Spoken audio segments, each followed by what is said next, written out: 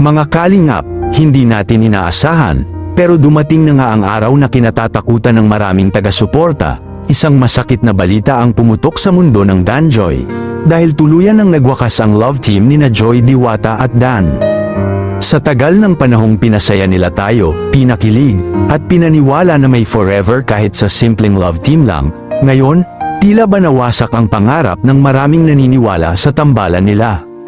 Ang dahilan, isang revelasyong hindi inaasahan, isang lihim na matagal nang nakatago. Nalaman mismo ni Joy Diwata na si Dan ay may asawa na, at may anak na rin pala sa ibang babae. Isang katotohanang bumagsak sa kanya na parang kidlat sa kalangitan. Isipin ninyo mga kalingap, habang unti-unting nahuhulog ang loob ni Joy, habang binibigyan niya ng halaga ang bawat ngiti, tawa, at moment na kasama si Dan, may itinatago pala itong hindi niya kailanman inakala.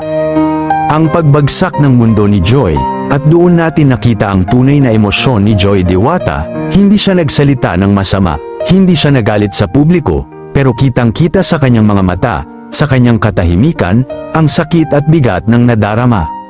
Parang isang batang biglang iniwan sa gitna ng ulan, yung dating masayahin, ngayon ay tila ba naupos na kandila. Ang Joy na nakikita natin sa vlog tila ba napagod, nasaktan, at gustong lumayo. Pero mga kalingap, sa kabila ng sakit, isang bagay ang hindi natin may kakaila, matatag si Joy Diwata. Hindi niya piniling magkulong, hindi niya siniraan si Dan, bagkus mas pinili niyang harapin ang katotohanan ng may dignidad at respeto sa sarili. Dahil alam niyang may mas malaki siyang laban, may mas malalim siyang dahilan para magpatuloy, ang makapagtapos sa kursong nursing, isang kursong alam nating hindi biro, mahal, mahirap, pero ito ang pangarap ni Joy.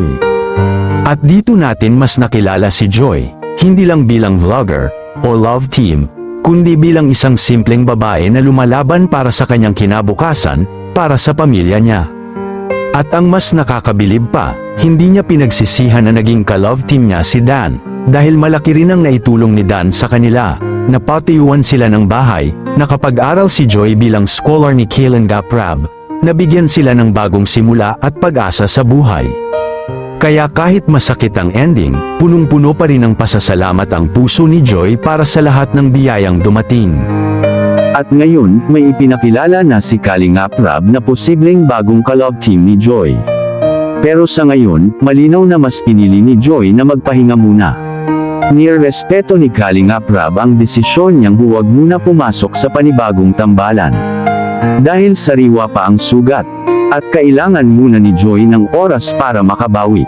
Ngunit unti-unti, mga kalingap, nakikita natin si Joy na nagbo-blooming muli. Unti-unti nang bumabalik ang sigla, ang dating lungkot sa mata niya, napapalitan na ng liwanag. Nakakatuwang makita na kahit nasaktan, mas pinili pa rin niyang bumangon. Ngayon, focus muna siya sa kanyang pag-aaral, sa kanyang pangarap, at alam nating darating ang araw, na makikita natin si Joy mas masaya, mas matatag, at mas handang magmahal muli sa tamang panahon.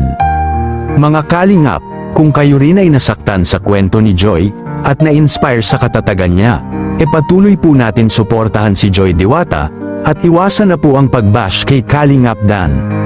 Sabay-sabay nating ipakita sa kanya ang ating suporta, at kung gusto nyo pang masundan ang journey ni Joy Diwata, pati ang mga kwento ng mga kaibigan natin sa Team Kalingap, huwag kalimutang i-like, subscribe, at i-share ang video na ito. Maraming salamat po, mga kalingap, hanggang sa susunod na kwento. To God be the glory.